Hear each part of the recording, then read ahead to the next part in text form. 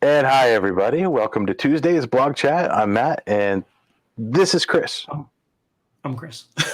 Yes, I'm sorry. Hey, I threw you a boomerang there, okay. I suppose. That proves we're live. Yeah, definitely live. And there's also the nameplates down below, which if you'd like to know what our names are, they're already there. Mm-hmm. Hi, Jerry. How you doing, man? Hey, Jerry.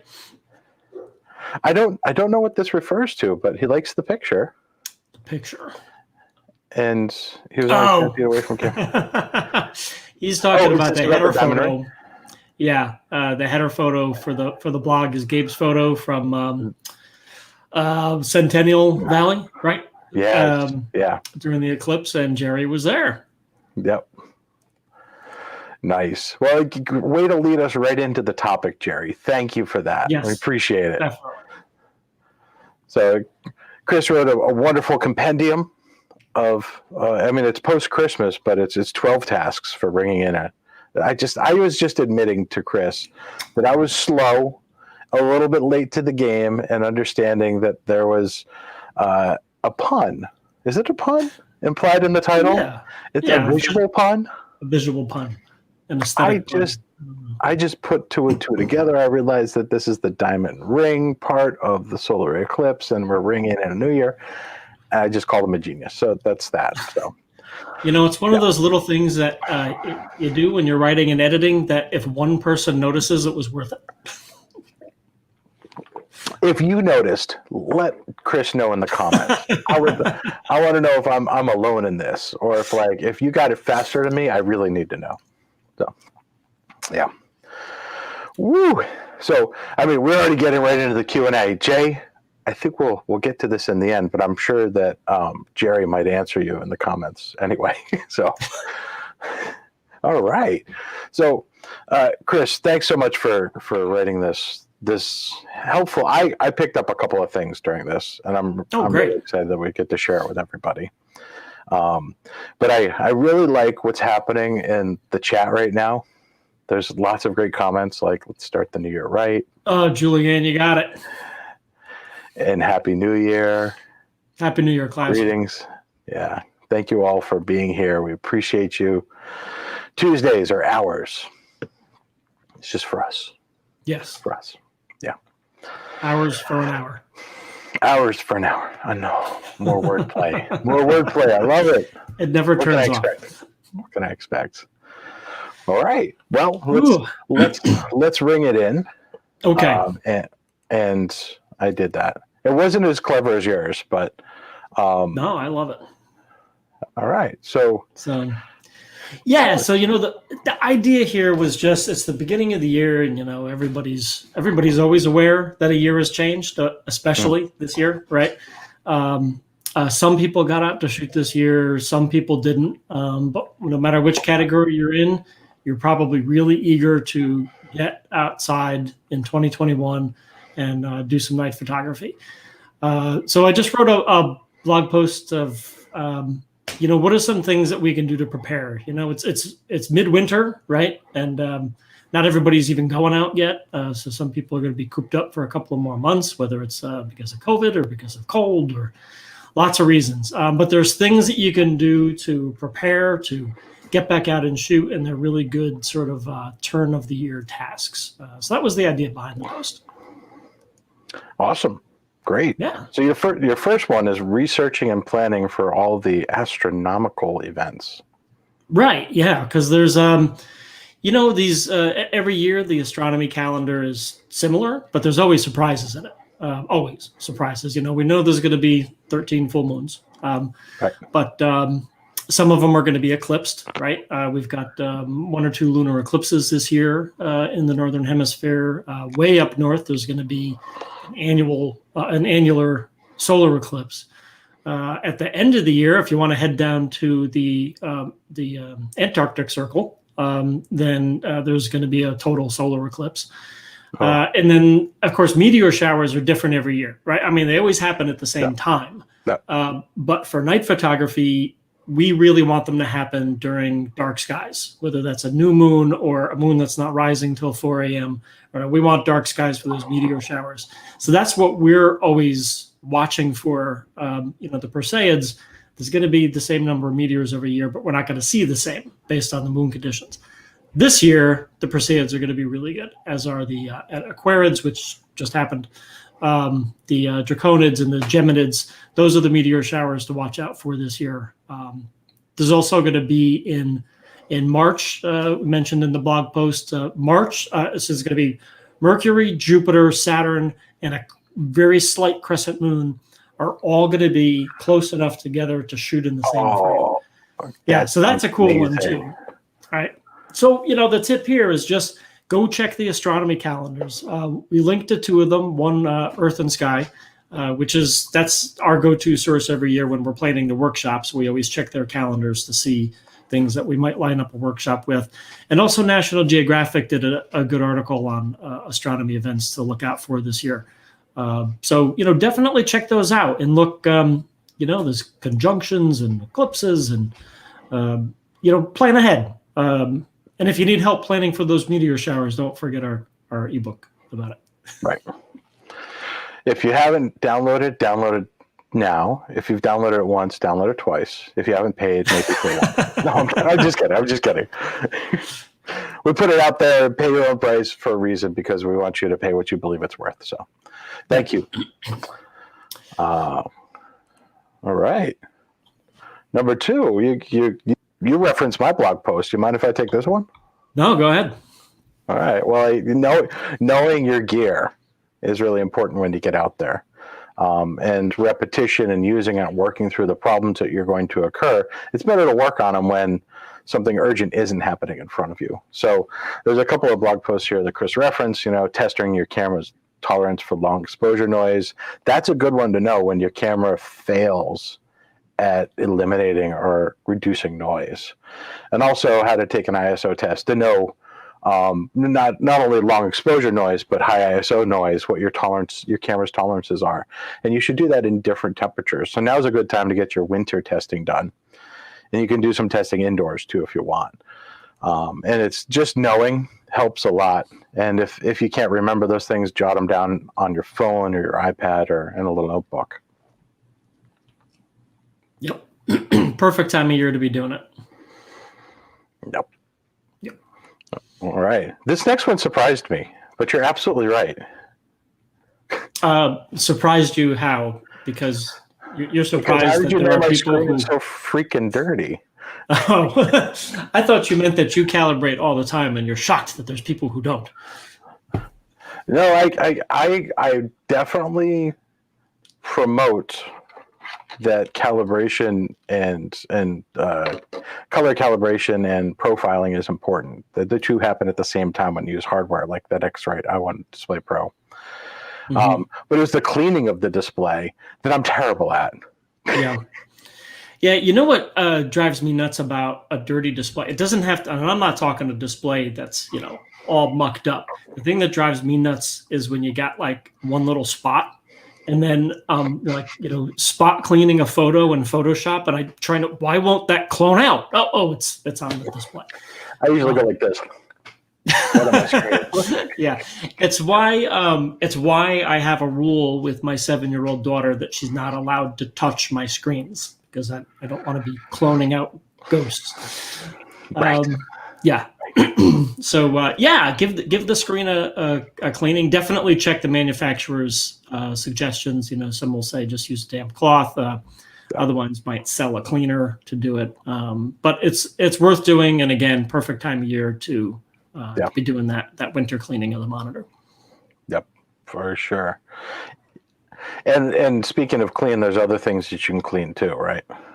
Yeah, the tripod. The tripod is, that's the thing that hits the ground, right? If there's anything that's going to get dirty, it's going to be that first.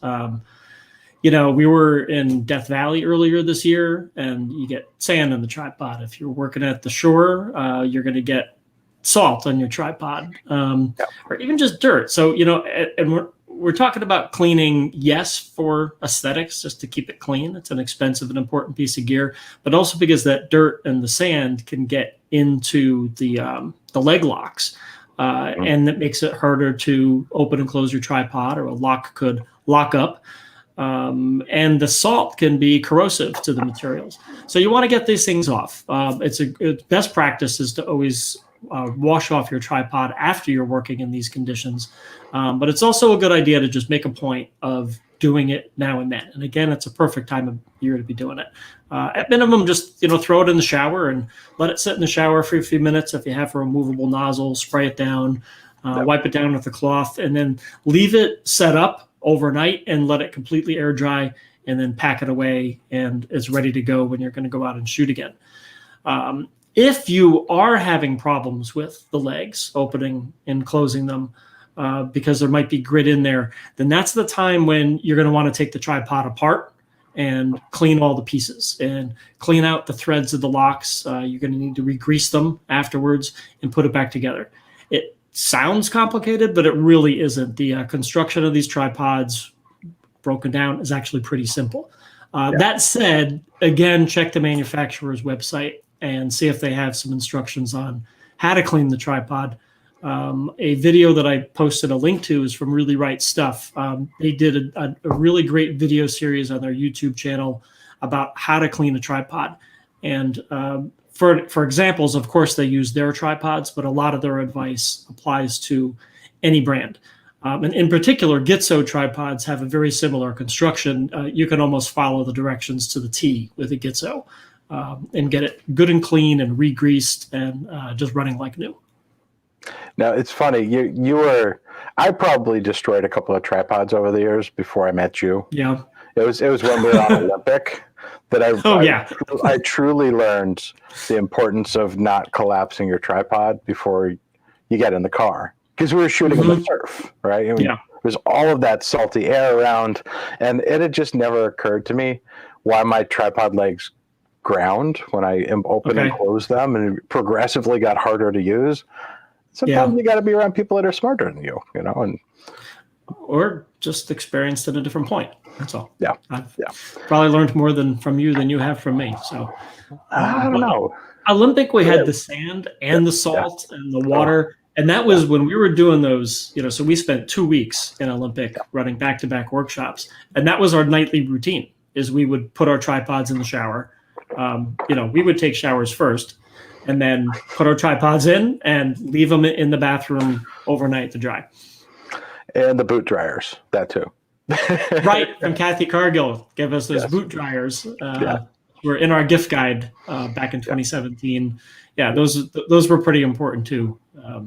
After working at those coastal nights and a couple of rainy nights. Oh, and the snow night. Remember we had the snow at Hurricane Ridge.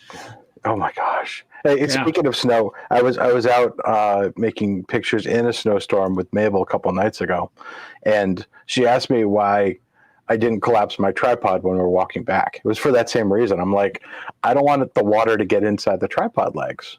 It's not that it's dirty water. It's just the moisture doesn't need to be on the inside. So I'm going to wait until I get home and just put it near the radiator and let it dry and close it in the morning. Yep. Yeah.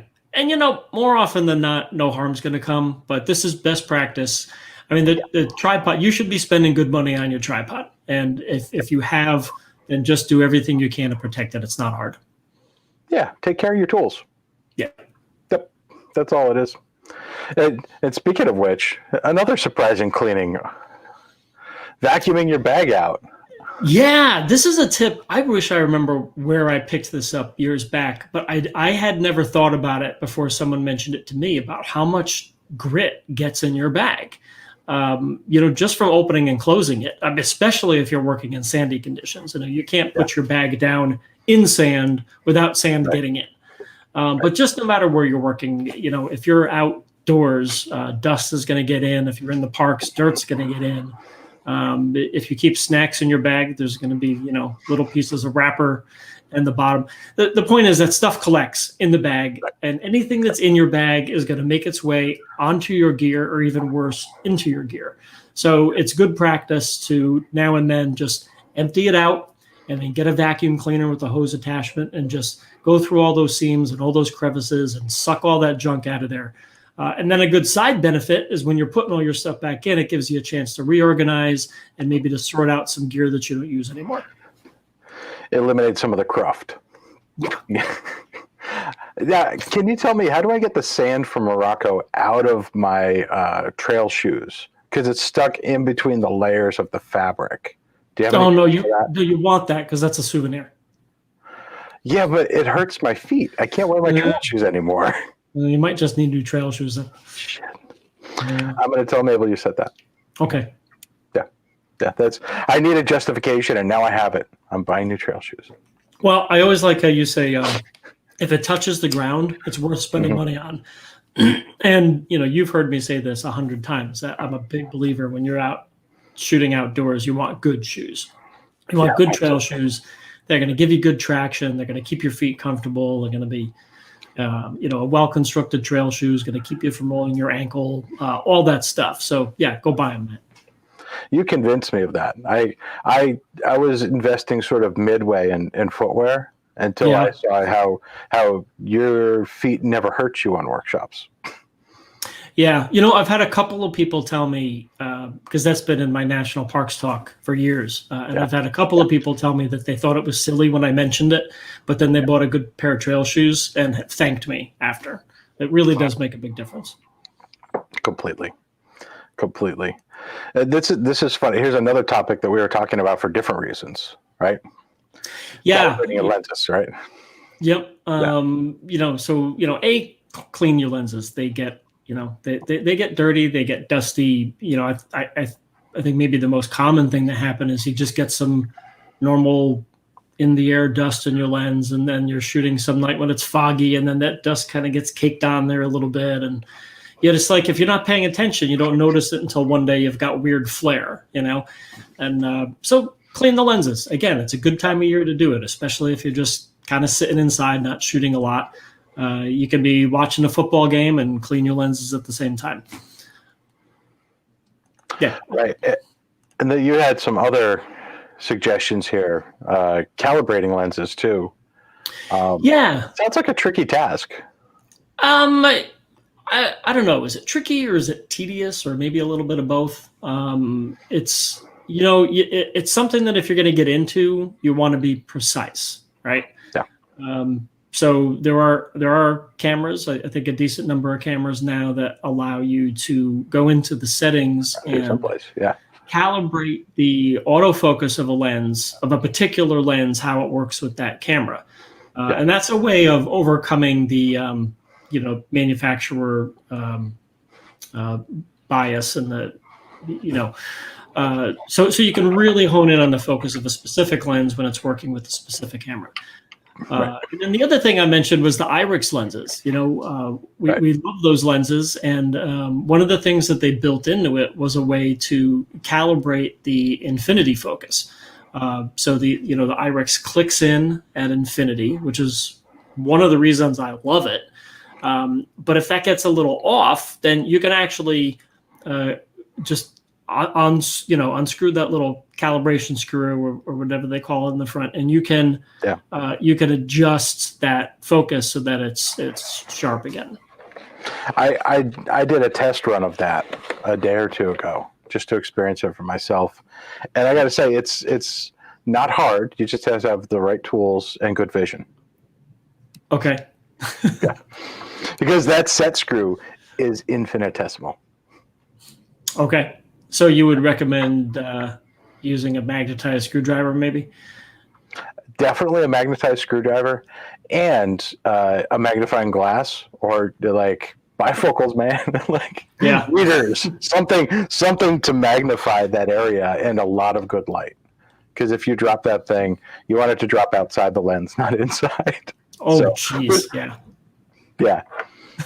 But I'm not saying that to put the fear of God into anybody. I'm just saying, I tried it. I've got some experience. So, yeah.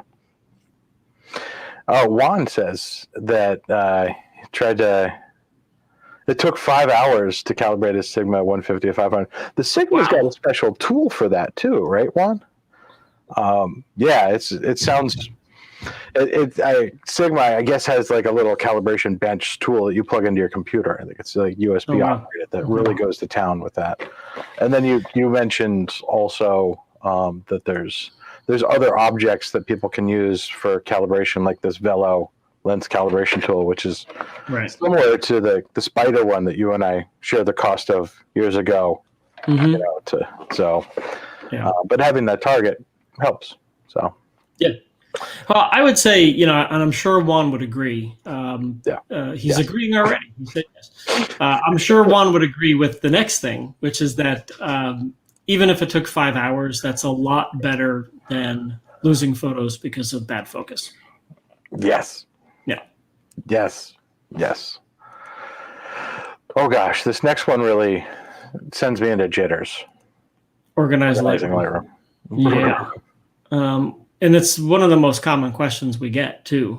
We offer the online one-on-one tutoring, and I would say at least a third, if not half, of the tutoring requests we get are to help people fix their Lightroom catalog, to get things sorted out. I mean, to the point where we made a video on it last year.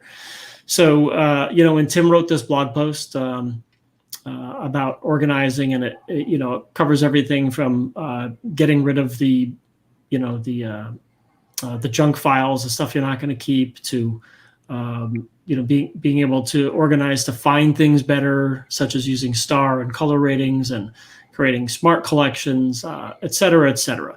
There's just a lot of things that you can do ideally on a regular basis, but again, there's a reality that life gets in the way. But there's a lot of things you can do to keep your Lightroom catalog running smoother and more efficiently. I think I should pay one of you guys to help me with mine. Well, we can barter. You could help me with color corrections, and I'll help you with organizing Lightroom. Deal. Okay. Deal. I think, as Gabe would say, I think it's time to take the 7th inning stretch. We've had a very lively chat. Arms up. Okay, everybody shake it out. Right. It feels like the beginning of the PPI we did out on Long Island. So let's see. I know that there was some fun stuff. Let's see. Did you just reference that conference that we did? I did. Wow. We should do another one. I think that's fun. A great idea. Okay. Yeah. Let's talk about that. Okay. Let's. Okay. All right. What's next?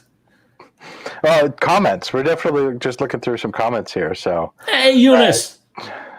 Yeah. We had Julianne asking if anybody's coming out to Joshua Tree for the Perseids. Yeah, I can think of about 30 people who are coming. Back-to-back workshops out there. One which is our Joshua Tree workshop. And then the Photo Pills one right after that. And the first workshop, the Perseids. No, I'm sorry. Perseids, right. Scratch everything I said. Except we do have, those are sandwiching a meteor shower, but not the Perseids. So you'll be in the Badlands, and I'll be in North Cascades with Gabe for the Perseids. Oh, that's not going to suck. No, and neither is yours. Pretty amazing. Yeah. 2 very different locations. That's true. We'll see. We'll see what the world is like, because this year was kind of weird. So I'm sorry, this past year. Last year. Wow, it's still getting used to it. It's only 4.5 days old. Yeah. Okay. So anyway, we had Happy New Year from Karen. Wonderful. Hey, Karen. Happy New Year. And Julianne is talking through some good stuff. We had surprise about those ice wipes, or maybe that's Delight. Delight. And I love that kit. I think I'm going to pick one up. You guys keep spending my money. Every time you talk about new products, you spend my money. It's in the closet right back there. Nice. Eunice said. I think starting over is dangerous, especially if you have work in there. If you've done work that's in the catalog, then that's dangerous. But you could, if you really feel the need to start over, what you could do is export, or make sure that you save everything to sidecar files. And the only problem, and that way when you create the new catalog, Lightroom will read all those changes that you made, and it will put those into the new catalog. The downside of that is that the sidecar files don't save everything. They so you're going to miss just a little bit of data. But if you really need to start your Lightroom catalog all over again, that would be the way to do it. Mm-hmm. Yep. Jerry, I agree with you. Not that you have to do it, but that I also need to do some keywording. This is the one task that I always set off. Like, I'll just do it later. When I have 40,000 more pictures, it'll be so much easier when I have that much more work to do. Yeah, I'll admit I am completely caught up with all my keywording right up through 2010. So it's all analog keywording. Oh no! There's some digital keywords there. Yeah. Okay. No, but I'm serious. That's I was really good about keywording, and then I did one long shoot in Florida and kept putting it off. And there you go. It's going to be like a week-long project on some snowy February. Yeah. My gosh. May is like next week. Okay, good. Well, what about when your flash drive crashes? How do you resync your images or your catalog? That's just a big question. Yeah, I think Tim might cover that in the video. But essentially, if you've got a hard drive crash with your main catalog files, then hopefully you have those backed up. And then you can restore the backup, get all those raw files back again. And you're just going to have to tell Lightroom, you go into the context menu on one of the folders, so the folder will tell you, I don't know where these photos are. You go into the context menu there and you can, there's an option for finding the photo. And once you find a photo in one photo in the folder, then Lightroom knows where all the other ones in that folder are too. So if you've got 20,000 images in a catalog, you don't have to do that 20,000 times, just once for each folder. Nope. I do like this thought. New decade, new catalog. Okay. I have a master. This is going too deep. But I have a master catalog and I have a working catalog. So my working catalog generally has 1 to 2 years on it. So. Okay. Oh boy. All right. I think we need to get back to number 8. Okay. No trace. Bone up on Leave No Trace. This is something I've actually been working on a blog post for a little bit that I imagine I will finish in 21. It'll publish in 21. Leave No Trace for the night photographer. If you're spending time in the outdoors at all, if you're out shooting in the national parks, you've got a responsibility to leave it at least as clean as you found it. And Leave No Trace is going to guide you through that. Just the principles about, not leaving trash behind, where to build a campfire, how to cover it up, how to deal with food and food wrappers. And again, just everything that you need to keep in mind to not leave a trace, right? So you're leaving only footprints. And this is a good time. If you're not familiar with these principles, then click on that link and look them up. And if you want to become an expert on it, they have a test in there, and you can get certified in Leave No Trace, which I know at least a couple of us are. I think Tim and I'm not sure if you, Gabe and Lance, have done it yet, but it's really great stuff to learn. It is our responsibility, and Leave No Trace will guide you through how to do it best. In their course. There you go. Awesome. And that's a free course. It's a free course, and there's videos, and it will just teach you everything that you need to know. It's worth it. Yep. Start a personal project. Have you started a personal project? Nope. No, I've got a couple writing projects in my head. I got a pretty big project I'm working on with you guys. But in terms of a personal photo project, I don't have one in my head right now. But this would be the time of year to do it, right? I've seen you've been doing a lot of work the last few days. Is that project oriented, or are you just getting outside? Yes and no. What happened was this.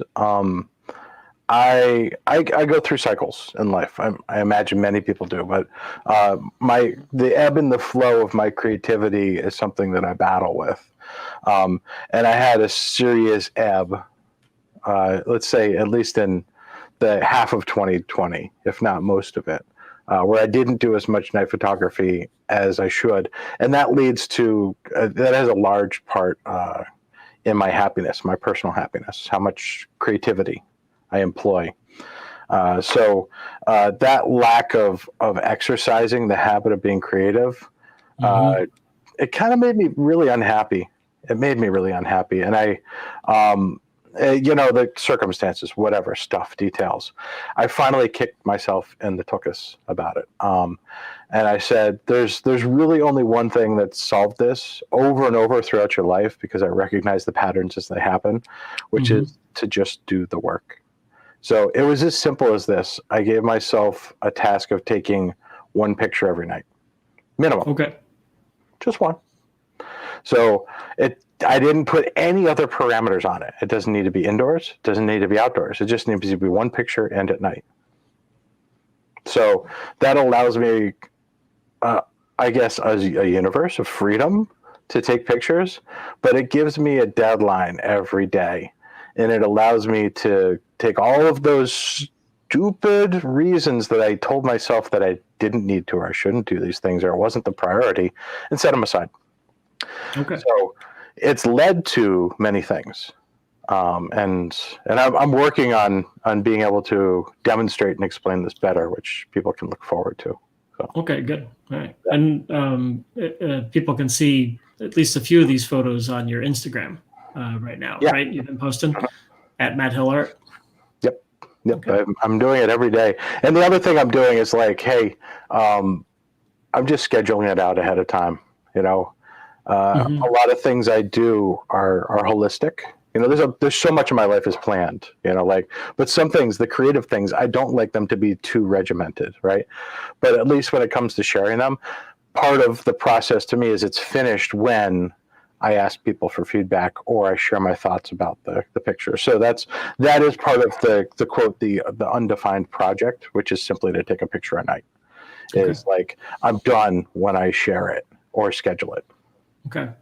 Well, I think a personal commitment is very similar to a personal project because they both have similar end goals. So I applaud what you're doing and look forward to seeing everything that's coming out of it. No, thanks. Thank you. I am just enjoying doing what I love again. And I think that's really the most important part. The rest of this, I can't wait to see what I learn from it and what other people help me learn by telling me what they think about it. Okay, great. Yep. Good for you. So, thanks. There's lots of other projects. I'm a juggler, so this is just the one. It's just this is my one a night. So moving on to something more pragmatic. Make a filter for your flashlight. So this is, Tim wrote the series of blog posts, two of which were a couple of years ago, and one was it last year, the year before. But there's 3 blog posts about how to create filters for your flashlight. And the idea is that, we're mostly using LED flashlights now, and they're very close to daylight balanced, particularly the coast lights that we like. But you don't always want a daylight balanced flashlight. When I'm shooting under moonlight, I'm usually shooting at a white balance of 3850, similar with the Milky Way, and, even lower color temperature, shooting just a generic night sky. If you're doing urban work and you've got all different color temperatures. The point is there's a lot of scenarios where you probably don't want to be using a daylight balanced flashlight. And so Tim wrote these blog posts about how to filter your flashlight so that you can get the effects that you want. And, I thought these were great blog posts, and I was like, oh, what? I shoot at 3850 all the time. I'm going to make a filter for doing that. And it took me like 2 years to actually do it. So that's why I put this in here, because a lot of people have mentioned this blog post to us, but not a lot of people have actually made the filters for the flashlight. So this is a perfect time. You've got extra time on your hands because you're cooped up at home. Go and read Tim's posts and figure out what filters you need to order. I mean, we're talking gels. I mean, this stuff is cheap. You order it, you cut it out, and make yourself a filter so that when you get back out shooting and light painting, you can level up and how to control that light.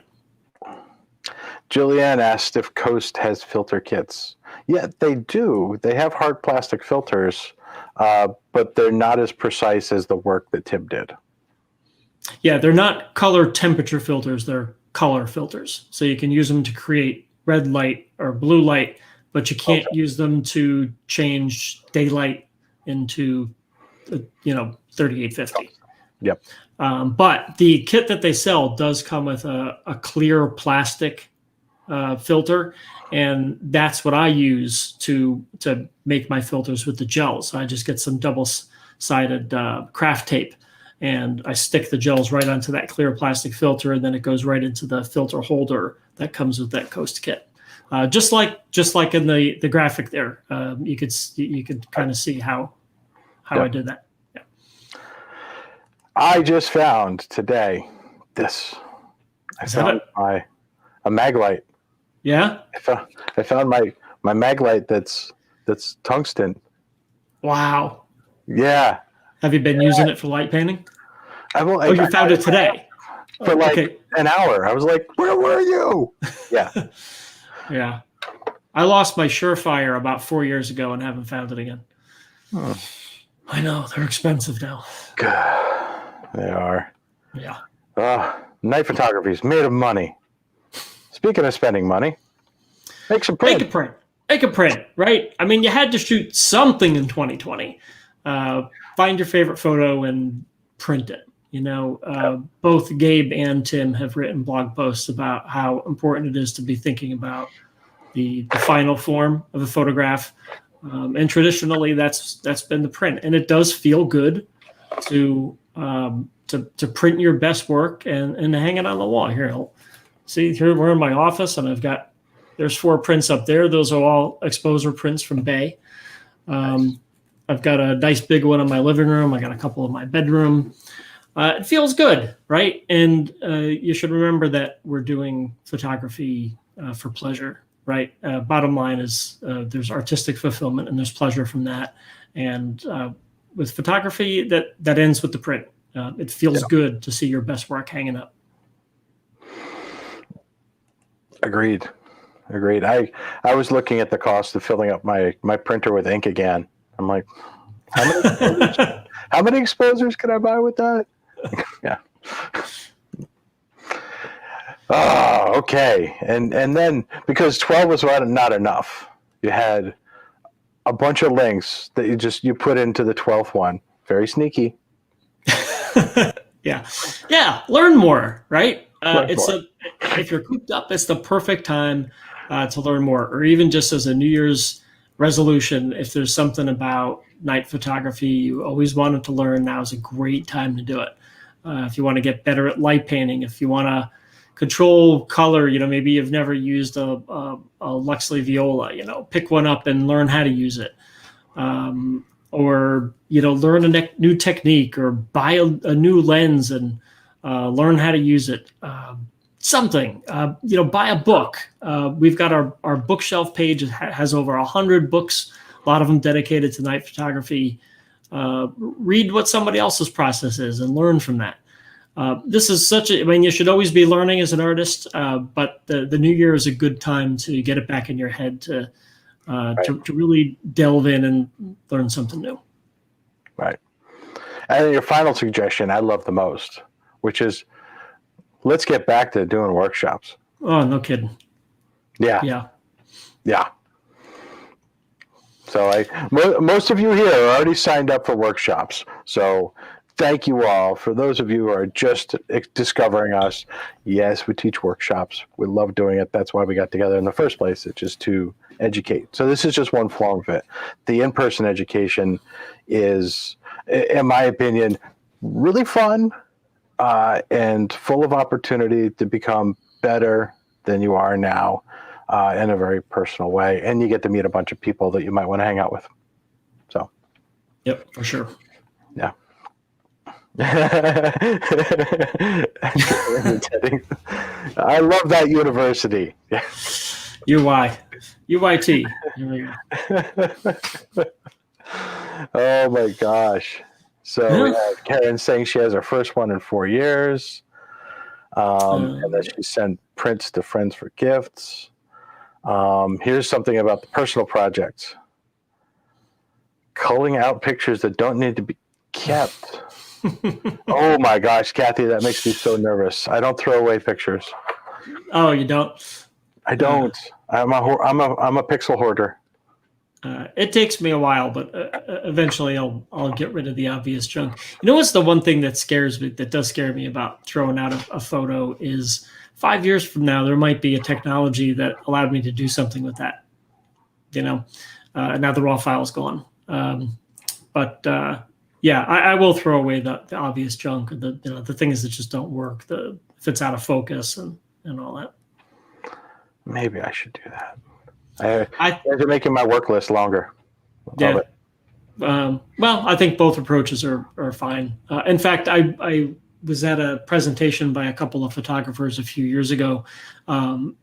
They go even a couple steps further than you. They don't reuse their memory cards. So they shoot and then they archive those memory cards. In addition to keeping all the raw files, they delete nothing. So just different levels of this.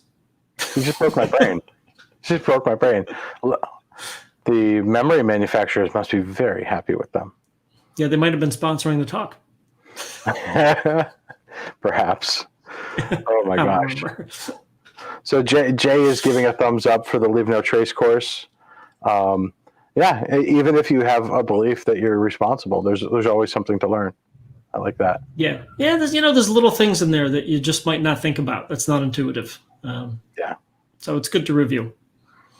Take a plastic bag and pick up trash. That's good. I remember, I used to camp a lot with my dad, and he always said when we were packing up camp, he'd say, leave the place cleaner than you found it. So pick up other people's trash too. That's a really good suggestion, Julianne. Thank you.